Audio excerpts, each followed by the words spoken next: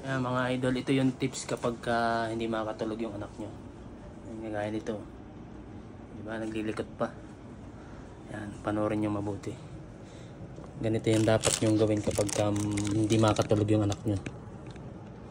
Para sa may mga anak dyan, isin ko muna yung camera.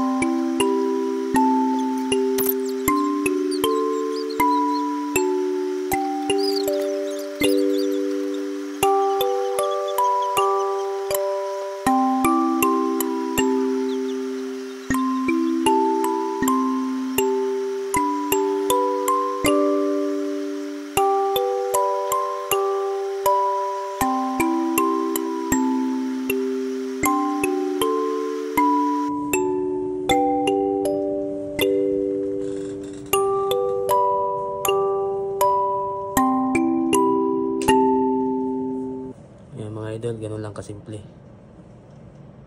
Tulog na yan. Ang gagawin nyo, papatayin nyo lang yung ilaw, tapos magtulog-tulugan kayo. Yan, kagaya ng ginawa ko, nagtulog-tulugan lang ako.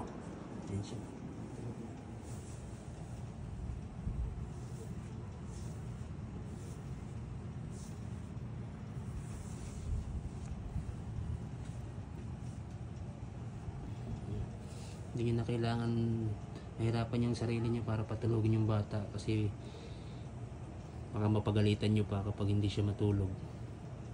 Yan ay matutulog kapag antok na.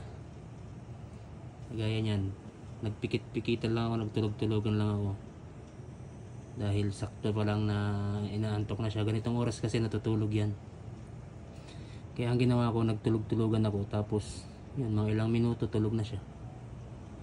Yan, yun lang yung isang tips para sa mga tatay na kagaya ko, na mahilig mag-alaga ng kanilang mga anak. Yan, sana ay nakatulong itong aking ginawang video na to. Sleep well, darling. Tulog na ang aking darling. Okay, maraming salamat.